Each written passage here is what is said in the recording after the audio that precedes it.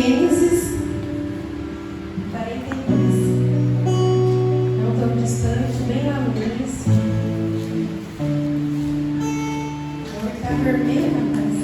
Acho que esse pena aí é forte mesmo. Rapaz, quando eu tava com a cor vermelha, cheguei com a cor vermelha de novo. Vai chamando, vou passar daqui. 42. Gênesis 42 é o primeiro livro da Bíblia.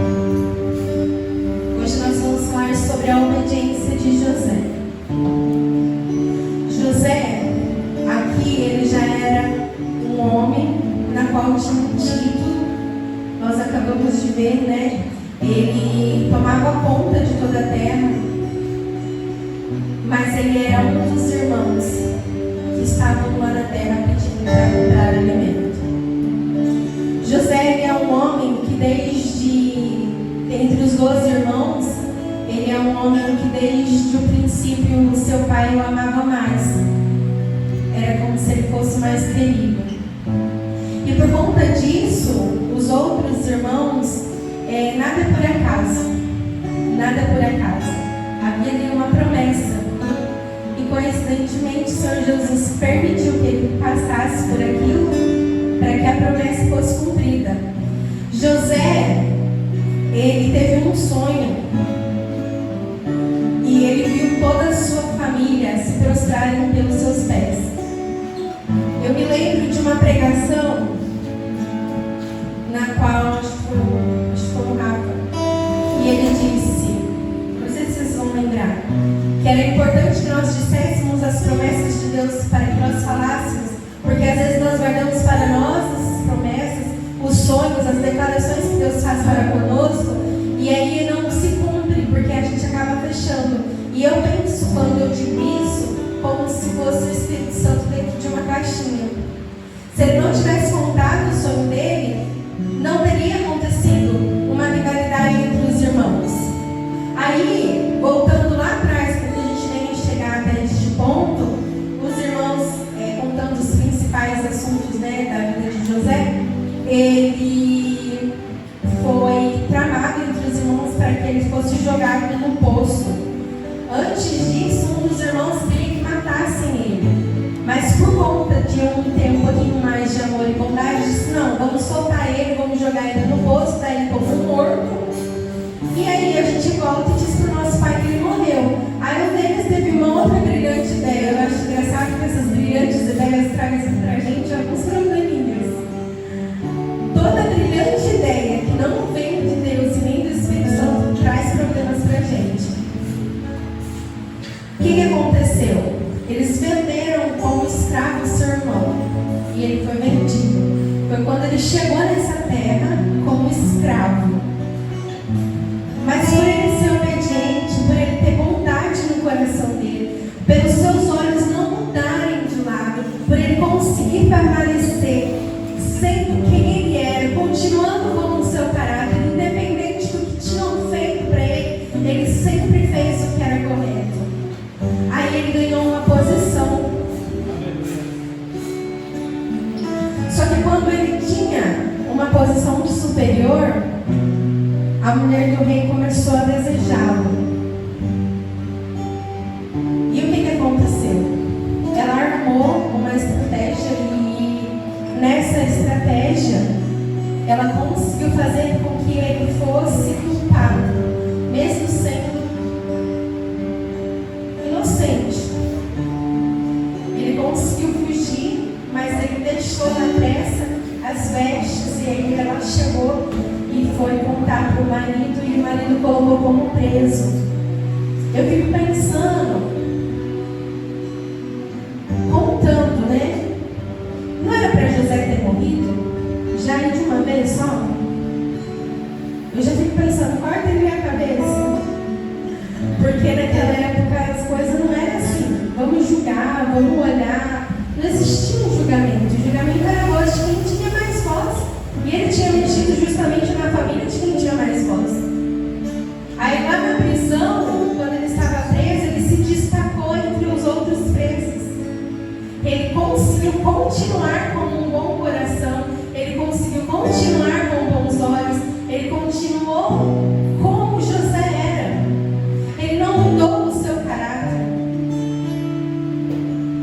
Deus havia colocado ele em vários lugares, e nesses lugares, em todos eles, o seu coração foi aprovado. Mas existiu uma promessa, existiu um sonho na qual foi revelado a ele há muitos anos atrás. Mas ali naquele momento ele se mantia firme e forte. Talvez ele não deveria nem lembrar mais. Eu não sei, a gente vai vivendo os dias e a gente acaba esquecendo das nossas promessas. Outras coisas acontecem, outras dificuldades vêm, níveis espirituais são elevados, nós subimos níveis, degraus espirituais, mas existem promessas que existem um tempo para ser levado. E aí ele continuou ali, se destacou. E aí teve naquela noite, dois presos sonharam, e a revelação foi dada a José, e ele revelou a um deles que em 3 dias o mordomo seria solto e retornaria para a sua posição, e o outro morreria.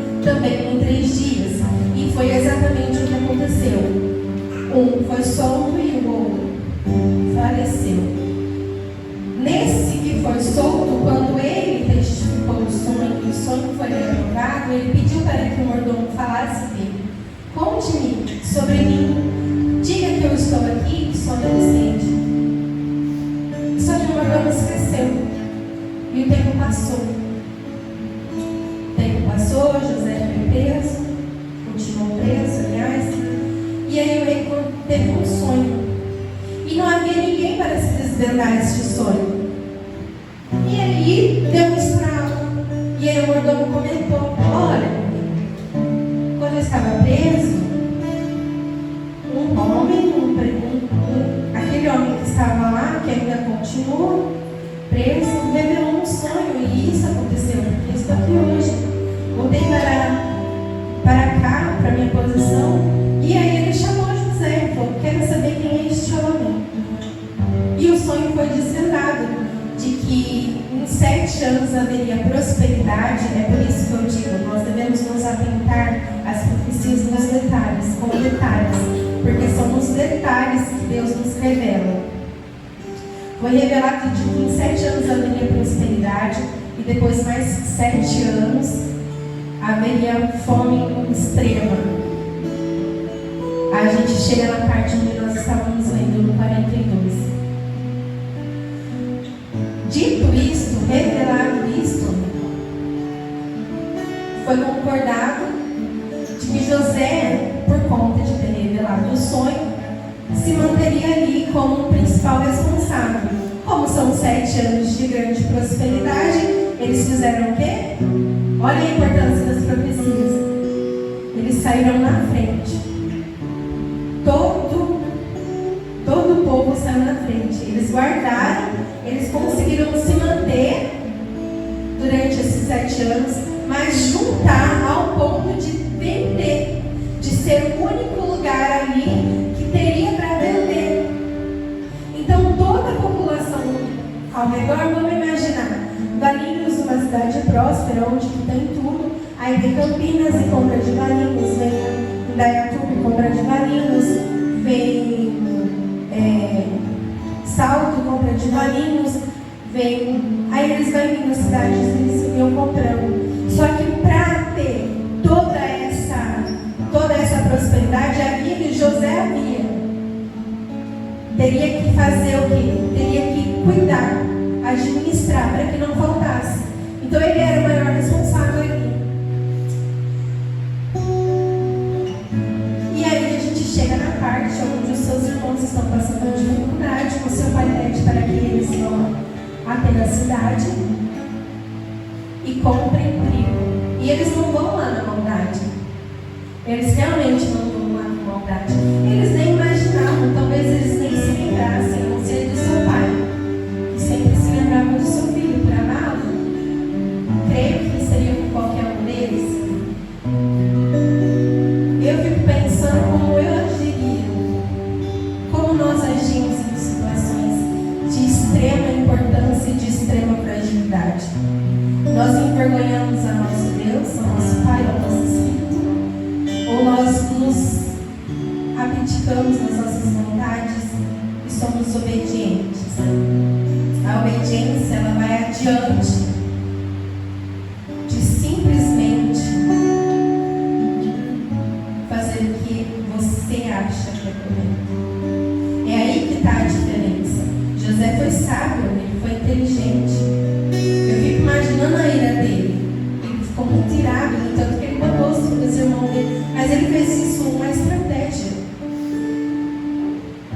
Ele poderia simplesmente ter vendido, mas ele não vendeu. Ele falou: vai lá, chama o primogênito, todos os outros ficam aqui presos. Vai lá buscar. Aí quando ele volta, os irmãos voltam, quando ele lembra o nome, qual foi, eles voltam e os outros ficam presos. E durante esses 3 dias, eu creio que para José, esse foi um dos seus maiores desafios. Manter os seus irmãos ali, pessoas que ele amava, que de fato ele amava, mas que havia magoado e permitido com que ele passasse por tudo isso. Aí eu fico pensando como seria a cabeça de José, porque ali ele já tinha uma posição boa. Aí eu fico pensando assim: será que se eu tivesse lá, eu também estaria tudinho? Porque ele poderia simplesmente ter matado seus irmãos, como seus irmãos fariam com ele, se não fosse pela misericórdia de um ou de outro. Eu acho que em 3 dias eu daria uma surtada. Sendo sincero, estou no altar e não estou batendo cadeira. Eu acho que eu teria, com certeza, sem o Espírito Santo, eu teria dado uma surtada. E é engraçado que Deus não permite que eles lembrem de José, mas José lembra deles na hora. Quantos anos se passaram até lá? A nossa filosofia, o nosso rosto, a gente vai envelhecendo, não tem como. E eles provavelmente eram muito novos quando isso tudo aconteceu. Aí voltando, o pai fica assim, pensando, será que vai? Será que não vai? O que eu faço? Bom, todos os outros já estão lá, não tem o que fazer. A gente tem que confiar e acreditar. Aí os outros irmãos voltam, aí ele volta com o irmão mais novo. E sabe o que é mais doido? José não vende. Ele só não perdoa, como ele chama toda a sua família para estar junto dele.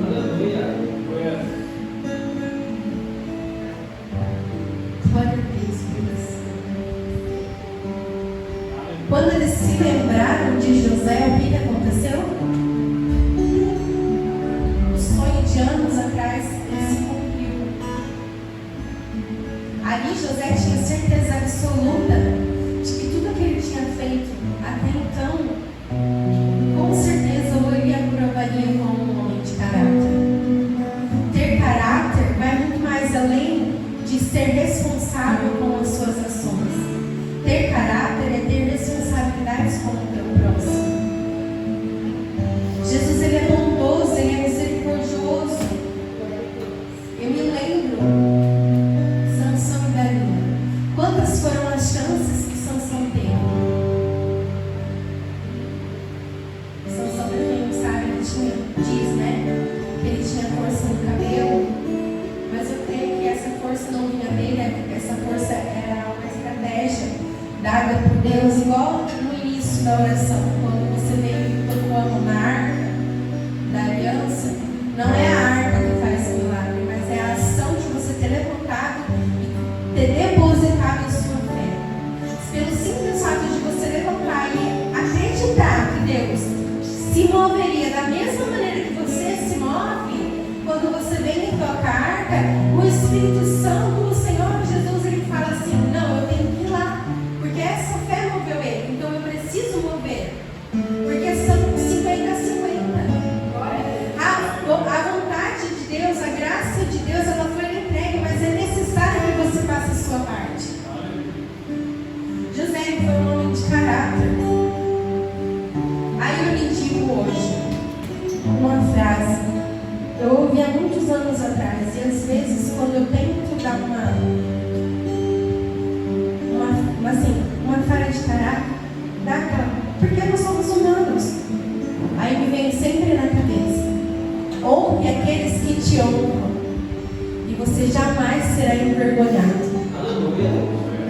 Honre aqueles que te honram, e você jamais será envergonhado. José, ele restitui à sua família algo que ele nunca recebeu.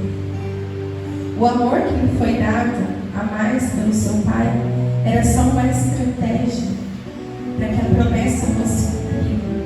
Nós estamos aqui nessa terra de passagem. Infelizmente, a gente vive com tanta intensidade, a gente coloca tanto sentimento, a gente coloca tanto as nossas vontades, a gente coloca tanto os nossos quereres, tanto, que a gente impede de que Deus, de que o Espírito Santo age com as suas promessas. Hoje, eu vi um vídeo de uma mulher que ela serve a Maria Padilha, é uma entidade. Ela serve a ela honra essa entidade, e este demônio honra ela, que enterra. E eu acho engraçado quando ela conta, porque ela diz assim: eu quero ser honrada aqui em terra. E ela me honra. Só que entenda, da própria boca dela saiu. Da onde? Ela é honrada aqui nessa terra. A nossa honra não vem dessa terra. Nós estamos de passagem, nós não somos daqui. O que ela não sabe, infelizmente, o que nós não sabemos quando duvidamos de Deus, é que esse Deus não pede nada além do nosso coração, nada além da nossa vida, nada além dos nossos pensamentos, nada além das nossas ações, nada além do nosso tempo. E por que nós nos colocamos na posição de fracos, de coitadinhos? Eu preciso ser melhor, eu preciso estar na frente, eu preciso ser mais inteligente, eu preciso falar mais. Quanto mais nós desejamos estar à frente, mais atrás nós estamos. E nós não estamos falando sobre disputa entre homem e homem, nós estamos falando de disputa com nós mesmos. Essa disputa que é criada na nossa cabeça, ela está apenas na nossa cabeça. José, ele jamais disputou com algum dos seus irmãos. Ele simplesmente viveu a sua vida, a maneira de que ele foi entregue. Aí você, coitadinho, na posição de coitadinho. Vou sair da igreja. A palavra é dura demais. Na primeira situação, na primeira circunstância, esquecemos de como nós vivemos lá atrás, principalmente daqueles que vieram do mundo. E a única culpa é de quem? É nossa. Não, a culpa vai ser de Deus que não olha pra gente. A culpa vai ser de Deus que não cuida. A culpa vai ser de Deus que não protegeu. A culpa vai ser de Deus. Mas se você protegeu o seu coração, eu tenho protegido e guardado o meu coração, eu tenho me mantido como a noiva de Cristo, eu tenho tido este relacionamento, eu tenho conseguido construir um relacionamento com o Pai, com o Filho e com o Espírito Santo. Eu tenho cuidado da minha carne, eu tenho cuidado dos frutos, daqueles frutos que o Senhor me deu quando eu marchava na igreja, enquanto eu adorava, enquanto eu sentia a sua presença, enquanto alguém orava por mim, enquanto recebi uma cura. Ai, eu simplesmente sou humano, não consigo, sou falho.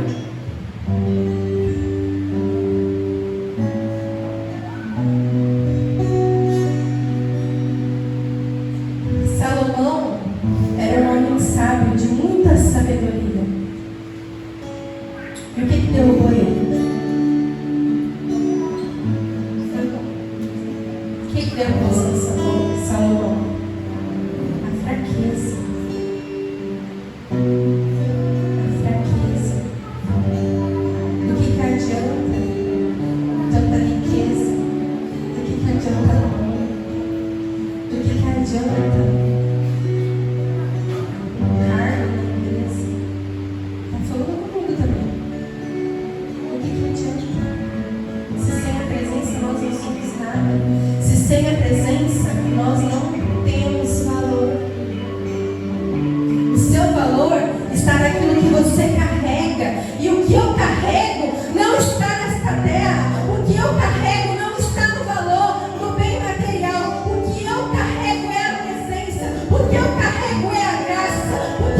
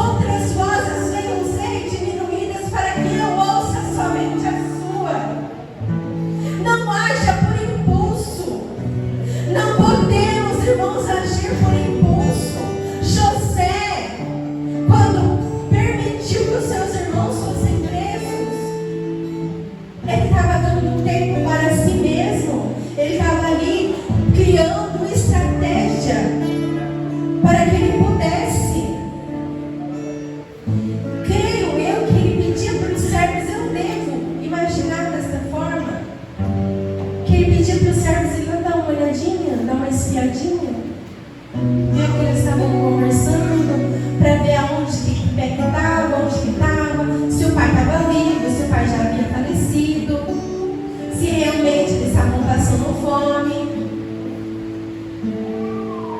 Quando nós amamos conforme o amor de Deus, enquanto nós amamos conforme a Bíblia nos pede para amar, a palavra, aliás, de Deus pede para nos amar, nós conseguimos amar mesmo quando nós não queremos. Eu não quero, mas eu vou amar. Eu não tenho vontade, mas eu vou fazer. Eu não quero jejuar, mas eu vou jejuar. Eu não quero dizer não, mas eu vou dizer. Eu não quero me afastar, mas eu vou me afastar. Imagina só, se na primeira oportunidade José, quando conseguiu um cargo, tivesse voltado lá para matar os irmãos, ou indo lá só para falar assim, ó, estou vivo. A promessa não teria se cumprido. Ele não saberia quando nem a hora. Ele não saberia que ele um dia iria servir os seus irmãos. Nunca na cabeça. Jamais. Havia uma promessa, mas as promessas não são explicadas com formulação. Nós não sabemos o dia e nem o horário que chegará para nós. Nós não sabemos. Nós não sabemos se nós vamos antes, nós não sabemos se vamos todos juntos, se vamos ao tocar da trombeta, se para mim vai ser antes. Hoje nós vivemos num mundo, irmãos, que não é mais o filho enterrando o pai, é o pai enterrando o filho. A palavra de Deus diz: o amor de muitos se esfriaria.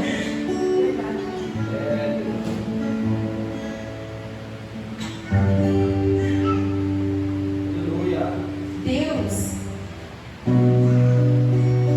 Ele honra, mas Ele honra aqueles que honram.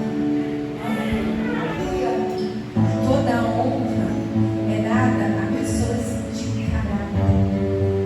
Se você tem tido falha no seu caráter, peça a Deus para mudar, porque só Ele pode fazer isso acontecer. Infelizmente, só com o nosso querer não tem como. Irmãos, sem a presença, sem o Espírito Santo, sem Deus, sem o Senhor Jesus, nós não damos conta. Nós viveremos nesse mundo de passagem a favor ao inimigo.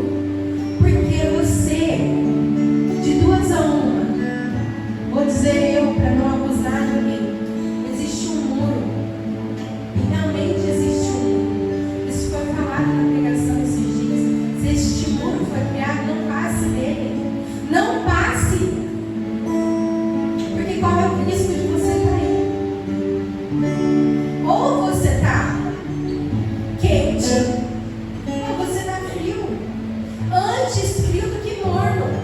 Que é pior ainda, em cima do muro. De quem é o muro? Quem é que cria o muro? Quem é que cria as barreiras? Quem é que cria as dificuldades? É Deus. É Deus que cria. Não é. Diminua as legalidades diariamente. Recalcule a rota. Peça para ser mais como José.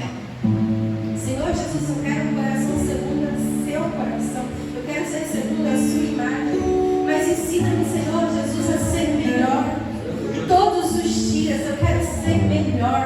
Eu quero ser usado, eu quero ser transformado, eu quero ser o seu testemunho. O Espírito Santo, quando desce, o véu quando se rasgou, ele não veio simplesmente para que somente falasse em línguas estranhas. Ele veio para que a sua vida fosse testemunho. Só no falar nós não convencemos o nosso familiar a estar aqui. São com as nossas atitudes, são com os nossos dizeres, são com os nossos falares. Porque adianta que você ser crente e lá fora você não ser. Uma vez eu ouvi algo muito sábio de um pastor, muitos anos atrás. Pessoa que tem vida dupla não é aquele que se diz, mas é aquele que se entrega para o pecado. É fato.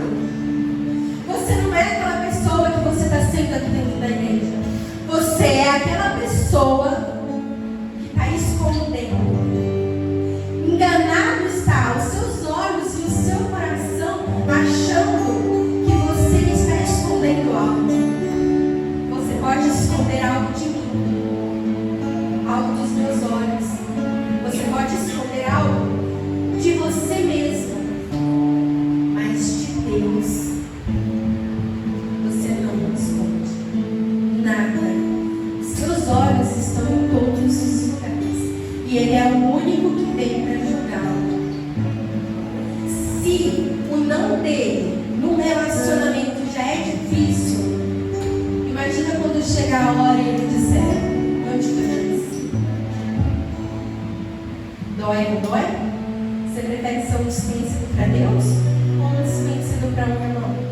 Porque lá fora somos justos todos juntos. O crente é um povo doido. E é um povo doido. Glória a Deus por ser um povo doido. Eu quero ser mesmo dita como um homem. Quero ter orgulho de poder dizer que eu denuncio a mim mesmo por Cristo. Esses dias uma das meninas perguntou quem era meu namorado, porque eu usava uma aliança. Aí eu falei: meu noivo é Cristo. Aí, doida, né? Doida. Aí me veio uma voz assim na cabeça: como é que um solteiro vai achar que você é solteira? Gente, na hora eu repreendi o demônio que estava tentando conversar comigo. Eu não preciso de solteiro. Eu preciso do Espírito Santo. Eu preciso da graça, eu preciso da presença. Porque se eu estiver no centro da sua vontade e se de repente alguém aparecer, será com os mesmos propósitos que eu. Porque Deus não une pessoas. Deus une propósitos. Deus não une relacionamentos. Deus une propósitos. Deus tem propósito para mim. Deus tem propósito para o meu familiar. Deus tem propósito para você. Deus tem propósito para os seus filhos. Deus tem propósito para a tua mulher. Deus tem propósito para o teu marido. Deus tem propósito para os teus filhos. E o que você busca hoje ficará nas suas gerações. Porque José, quando chegou ao ponto de dizer: quero seguir adiante, quero fazer aquilo que somente é necessário para que eu continue no centro da vontade de Deus, eu lá na frente vou honrar a minha família. Honre aqueles que te honram, mesmo que você esteja na posição de vergonha, mesmo que para os homens você esteja sendo humilhado, mesmo que para os homens você esteja na posição de desonra. Continua honrando somente a uma pessoa que é digno de toda honra e de toda glória. Porque quando você for capaz de honrar este Deus que é vivo, que te ama e que te adora, que morreu por mim e por você na cruz, você será capaz de honrar aquele que te desonra. Porque um homem que honra jamais será envergonhado. Continue na obediência, continue na destreza. Não, em maneira nenhuma, de forma nenhuma, olhe para trás, nem para a direita e nem para a esquerda, porque aquele que te guarda está cuidando de você. Você está debaixo das asas do Altíssimo. Lá em Salmos 91 nós lemos que estamos guardados debaixo de suas asas. Quem aqui está guardado debaixo de suas asas? Quem aqui é filho da promessa? Quem aqui tem um pai que ama e que cuida mesmo quando nós estamos tentando desistir? Quem aqui é salvo por um Deus que não pede retorno, que não pede oferta, que não pede oferenda, que não pede? Quem aqui é filho do Deus que é vivo e do Altíssimo?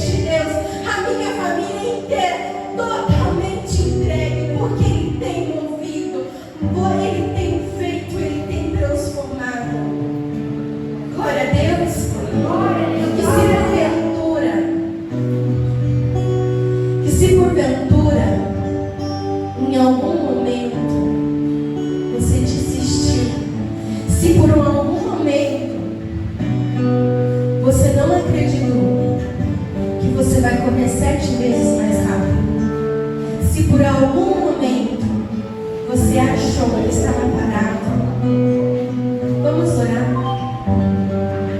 vamos pedir a Deus, vamos nos entregar. Se necessário for, venha aqui na frente, peça uma oração, peça um pedido, é a pastora, o pastor.